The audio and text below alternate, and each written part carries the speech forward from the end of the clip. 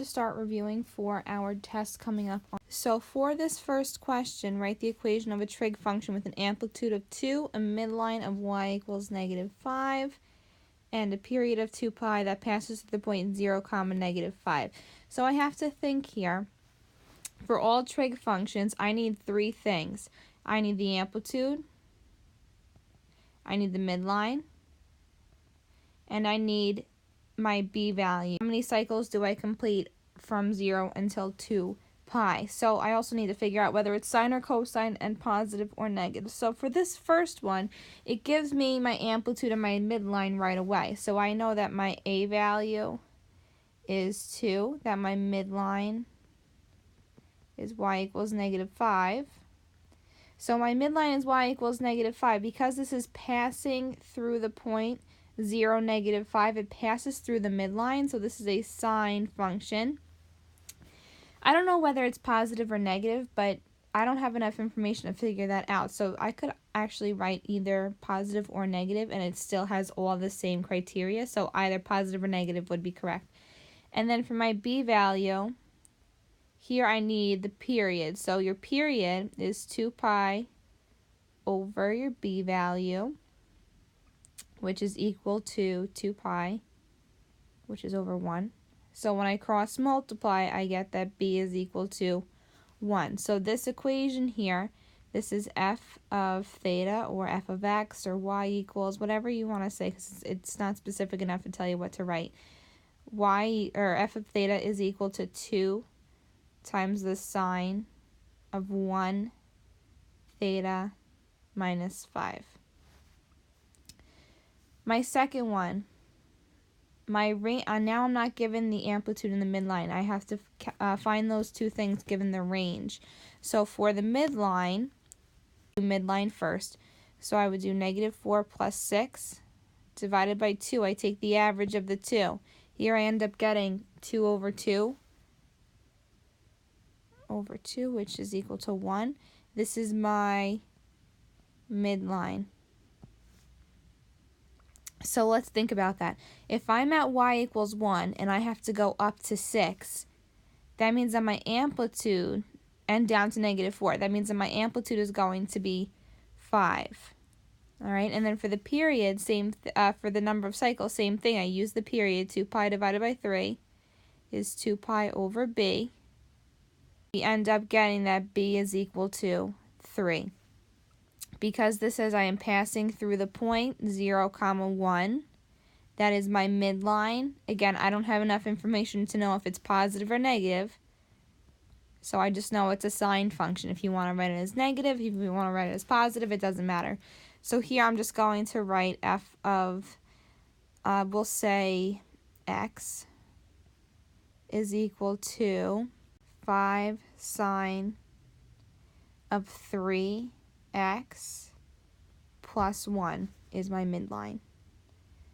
All right, when you're doing this, if this is on your exam and it tells you write the equation of f of x or write the equation of f of theta or g of theta, you have to use what they tell you. So the third one now, write the equation of a trig function with a range from -4 to 4. So again, this is going to tell me the midline and the amplitude.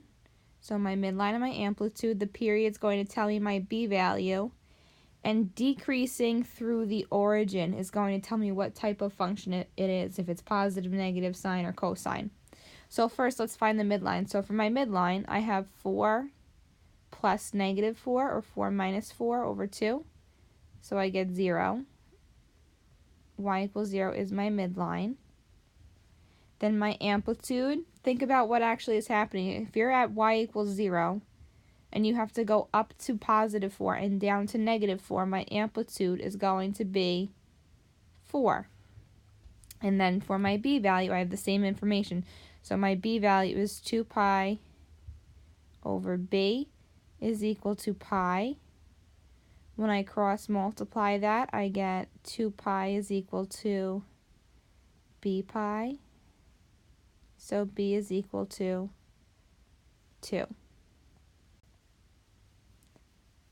Alright, so now I have this last piece of information is decreasing through the origin. So if you go to draw that, first of all, your midline is the x-axis. So your midline here, if it's decreasing through the origin, has to hit the origin. So I know this is going to be a sine function. If I am decreasing through the origin, that means I'm coming down from here and I keep going down.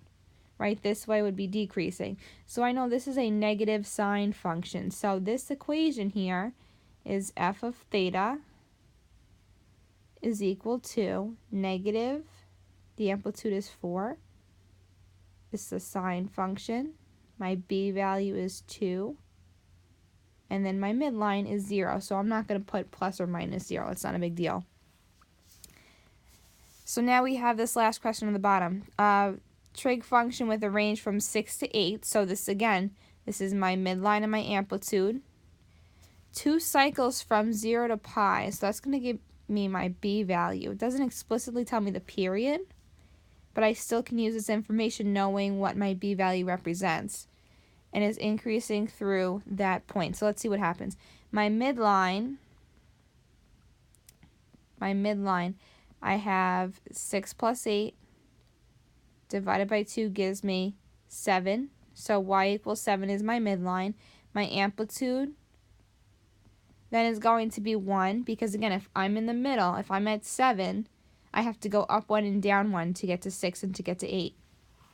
And then my b value, remember, b represents the number of cycles from 0 until 2 pi. So if this function allows me to go 2 cycles from 0 until pi, it's going to have 4 cycles from 0 until 2 pi. And again, 0 to 2 pi is my b value. That's the number of cycles that I have. So I have all this information, and now I need to figure out what kind of function I have using this. So increasing through the point 0, 7. So that is my midline. So this is going to be a sine function. So if we graph this quick, this is my midline. I hit that point and I am increasing through that point. This is going to be a positive sine function. So this equation here is f of theta is equal to positive 1 sine of 4 theta plus 7. If you don't have the 1, that's fine. Alright, so moving on to some graphing. Graph the following functions on the given intervals. Remember, you need 3 pieces of information for graphing. You need the amplitude, you need the midline, and you need the period.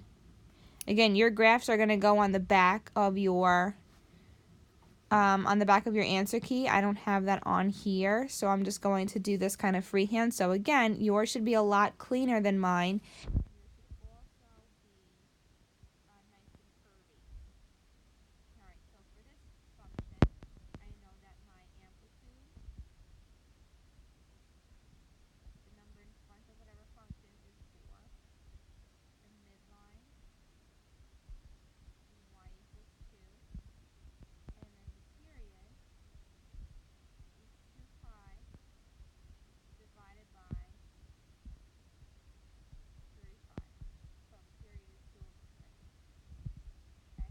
So again, this is more of a real world situation, because what ends up happening is your period, the time it takes to complete one cycle, ends up becoming a rational number because the pi is going to go away. So this could represent 2/3 seconds, most likely, in your real world situation.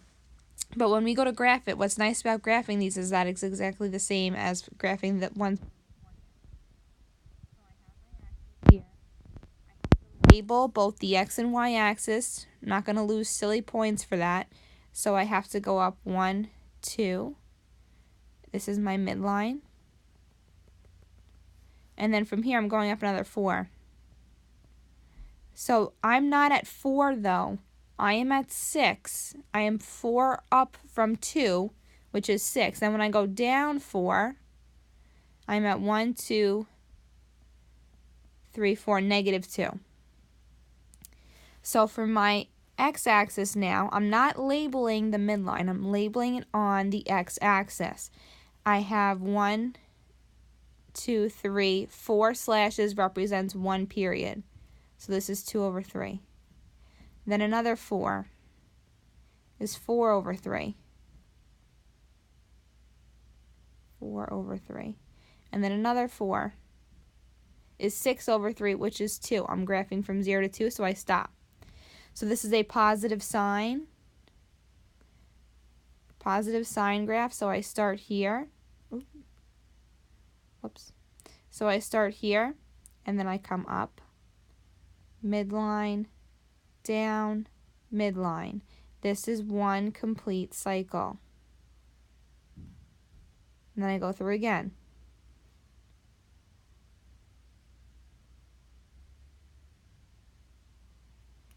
And then I go through one more time so that I finish at 2 seconds, or 2 units, whatever it ends up being. And then I just label this function, but that's it.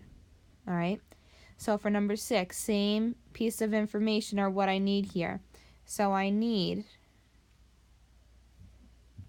that the amplitude here is 5, that the midline is y equals 3, and then the period I have to work with a little bit. The period is 2 pi divided by pi over 4. So this is going to become 2 pi times 4 over pi. These cancel, and I am left with just 8. So I'm going from 0 to 16, so if the period is 8, I'm going to have 2 complete cycles. So I'm going to label my axes.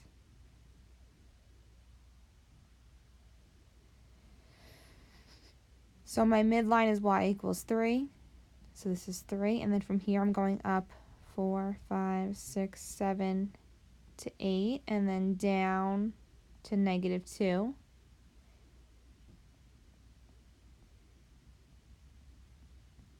So 4 slashes represents 8. Another 4 gives me 16. So this is a negative cosine. So cosine does not start on the midline. Cosine is going to start at either amplitude.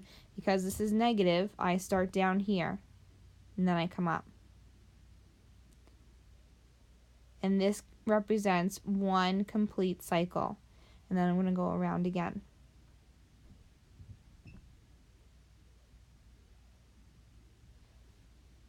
Okay? And that would be it for that one. So then for my last one, I have a positive sine function. So let's see how that works out. For number 7, I know that the amplitude is 2. The midline is y equals 1. Y equals 1. And then the period here is 2 pi divided by 2 pi over 3. Do keep, change, flip. So this is 2 pi over 1 times 3 over 2 pi. These cancel. This is 3.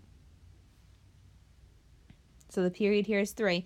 I'm graphing from 0 until 9, so I should get to see 3 complete cycles if I graph this correctly. So I'm just going to graph this underneath just for space. So when I graph this underneath, I have my axes.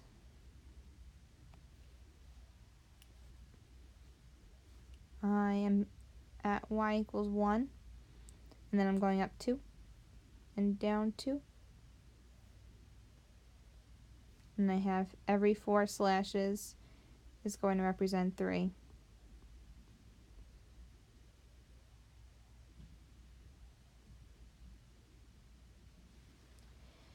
Okay, so we have a positive cosine. Positive cosine, we start up. This is my midline if I want to label that. Up, midline, down, midline, and up. This is one complete cycle. And then I follow that through until I get to the end. So I should get to see that another 2 times, which I do.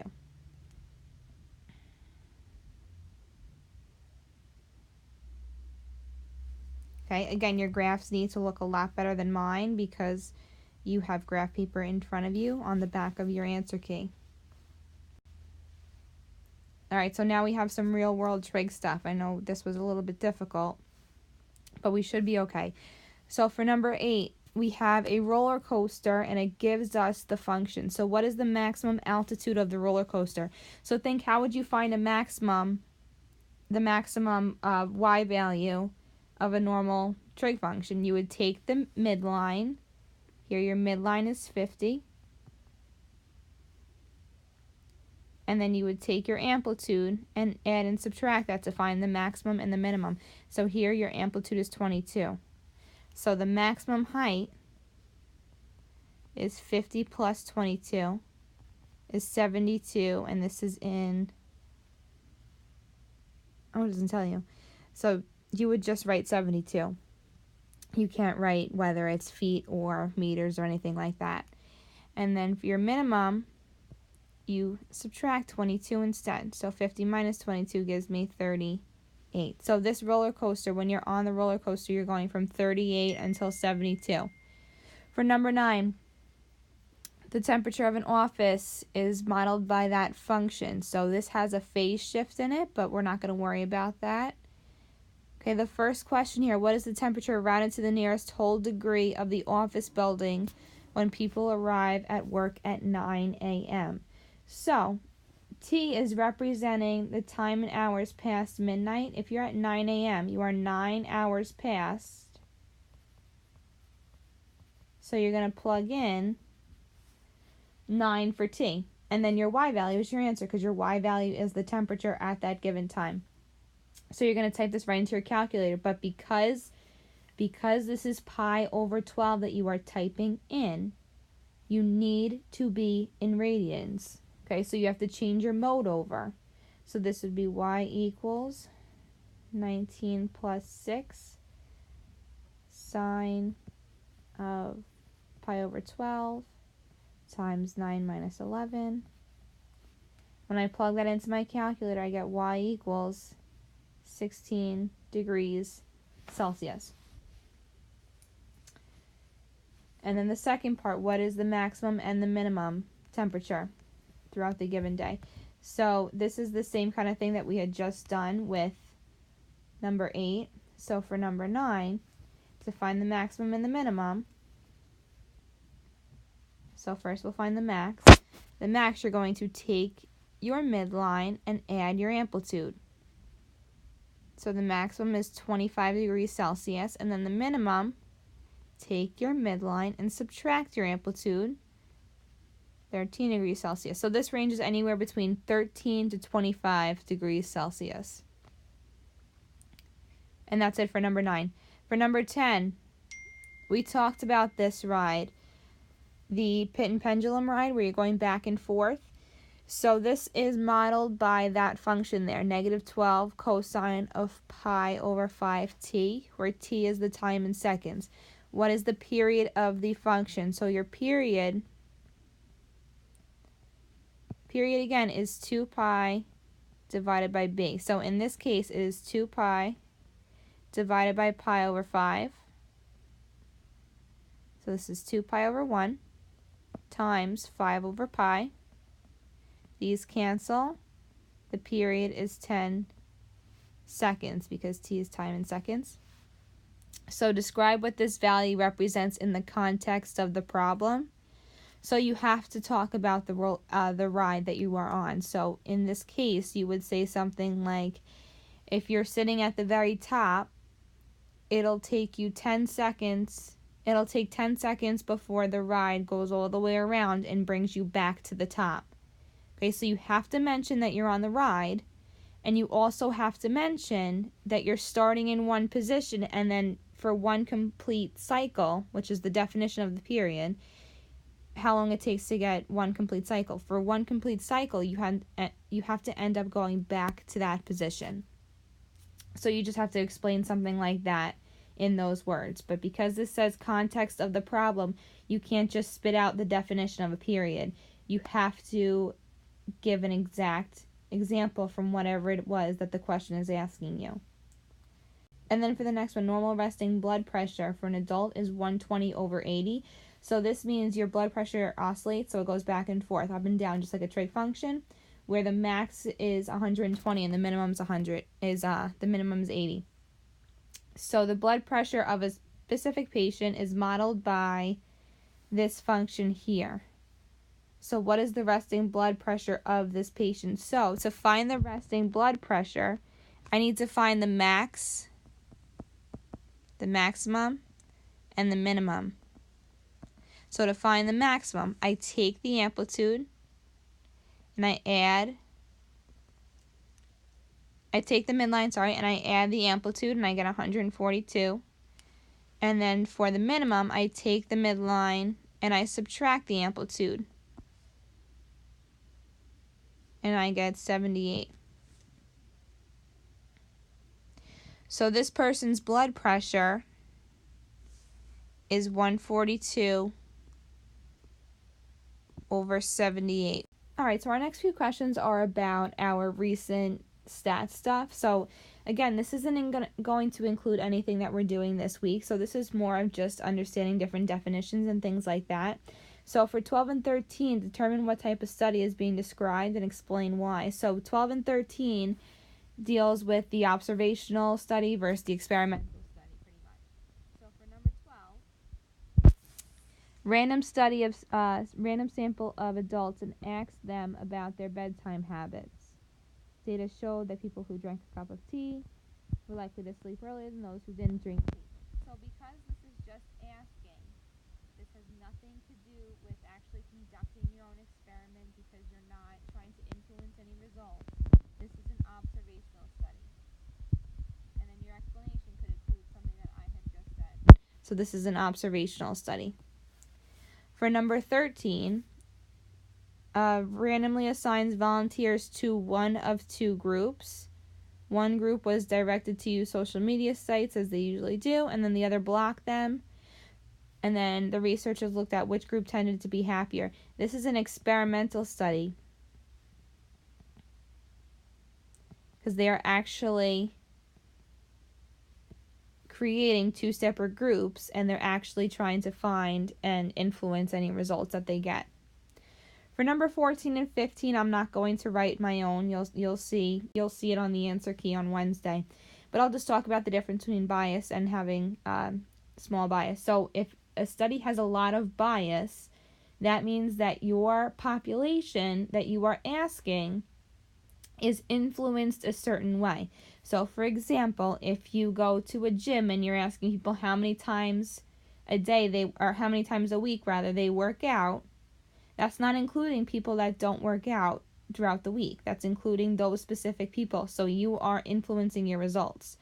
To not create bias, that would be something where, say you go to the school in the morning as everybody's walking in, and you're just asking every fourth or fifth person something that they like outside of school, say. And then for 16 and 17, so we talked about this in class also. So this is normal distribution versus skewed. So for this first one, I'm going to outline this curve, and it helps me see that this is positively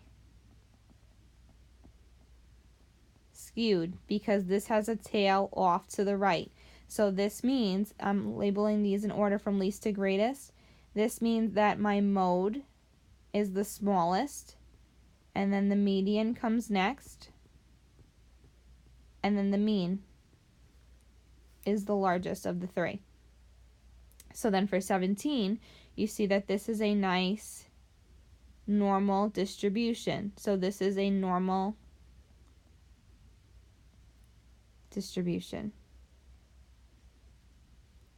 So for this one, you really can't answer the second question because you can't order them from least to greatest. So here you would just write that the mean is equal to the median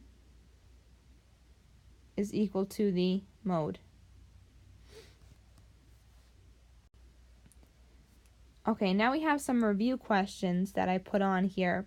This first one was on your last exam. It was that 6-point question, and I had so many different variations of the correct formula because we don't remember our formulas.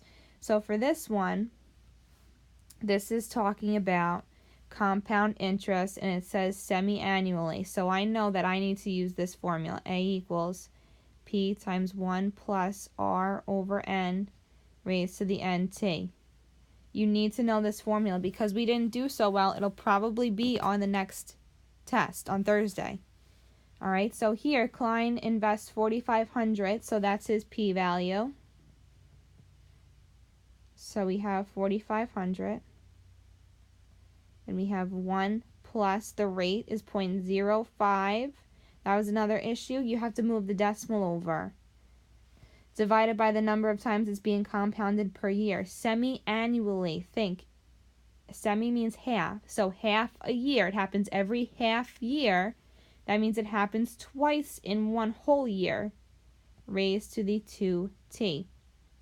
How many years, rounded to the nearest tenth of a year, would it take for his account to accumulate $10,000? So this is 10,000 is equal to 4,500. This ends up becoming 1.025 raised to the 2t. So I have to divide by 4,500. I do not subtract 4,500. The amount of people that did that on their last test was crazy. You are dividing it because it's 4,500 times. So to get rid of that multiplication, you have to use division. So this is 2.222 repeating is equal to 1.025 raised to the 2t. So I'm just going to bring this over here. So now I have the log of 2.2 repeating is equal to 2t times the log of 1.025. I divide by the log of 1.025.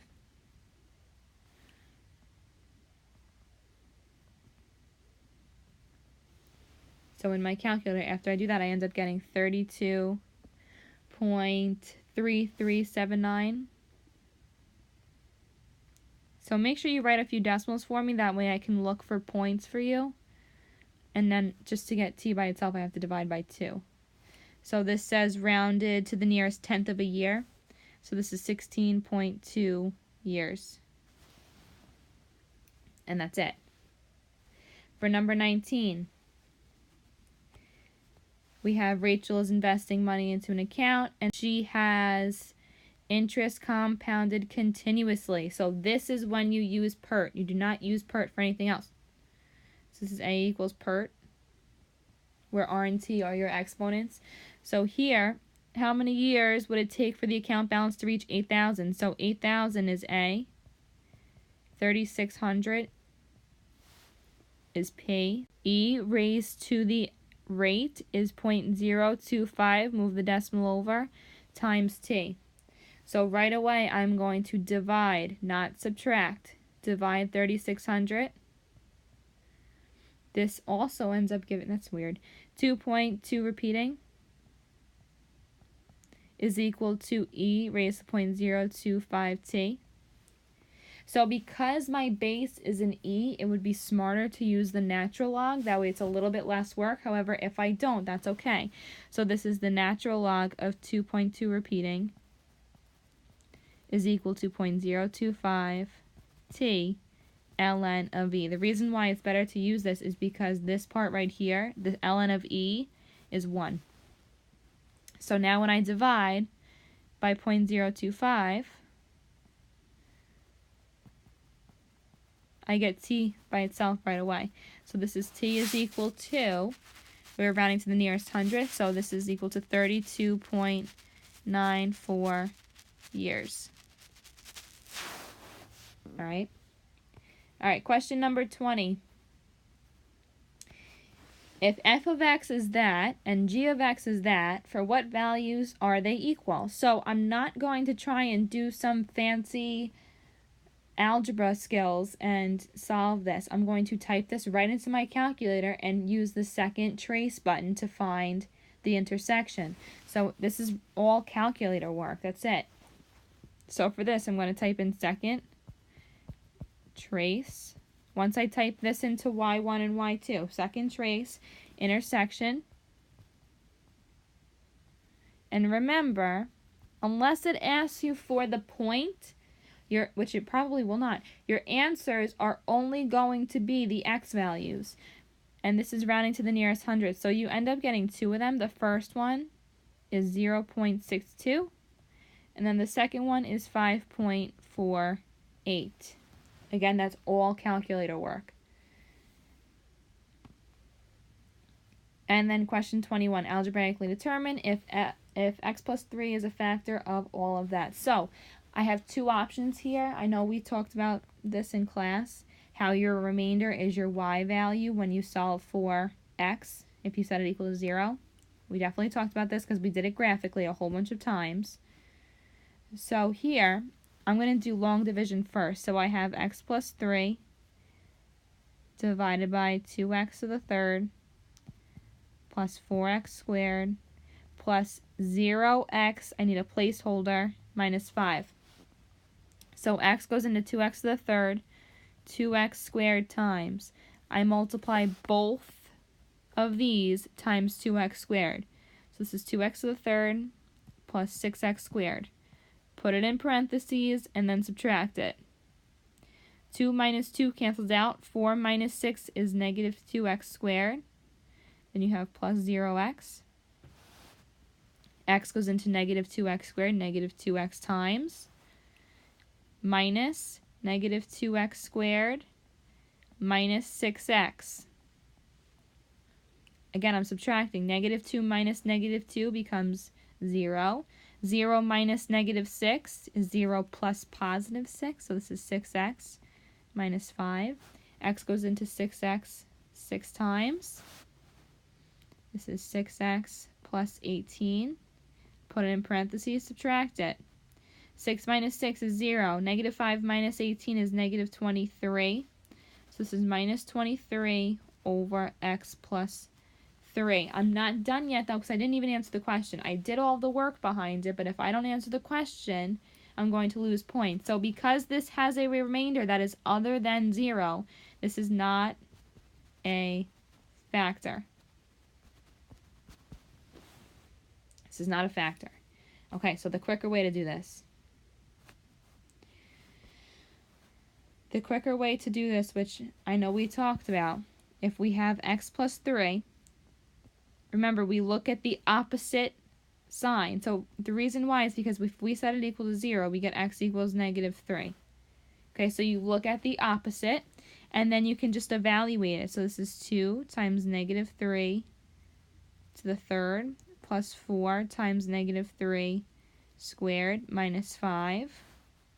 So this is negative 54 plus 36 minus 5.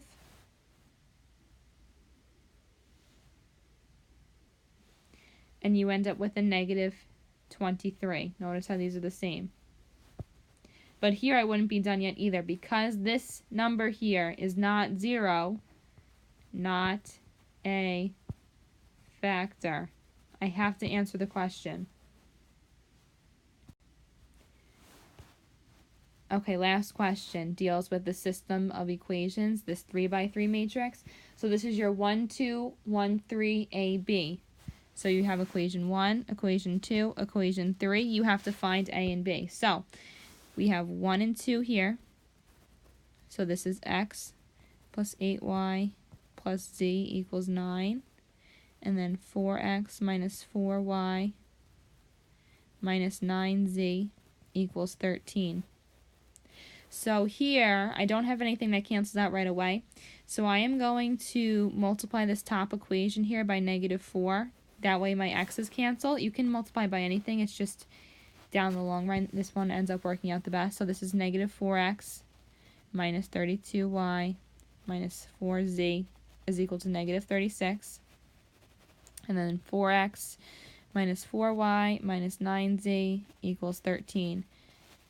Add them. This cancels. This is negative 32. This is negative 36y minus 13z is equal to negative 23. Remember, you're adding straight down. You are not subtracting. Adding straight down.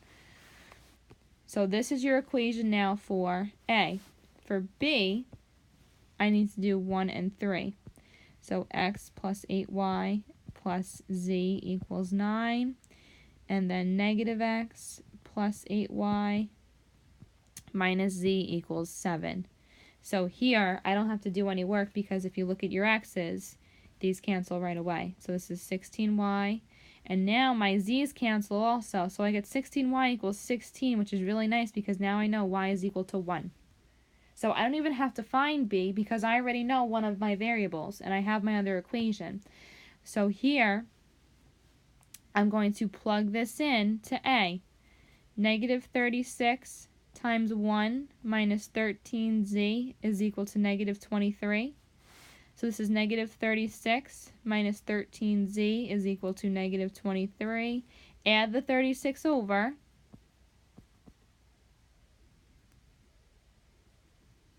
And I get negative 13z is equal to 13. So z is equal to negative 1. So I have 2 answers, and now I need my third one. So I'm going to go back to my original, either 1, 2, or 3 to plug that in. So I'm going to just plug it into 1 just because it looks the easiest to me. We have x plus 8y plus z equals 9. So x is what I'm looking for, plus 8 times 1 minus 1 equals 9. So x plus 7 equals 9. Subtract the 7, you get x equals 2.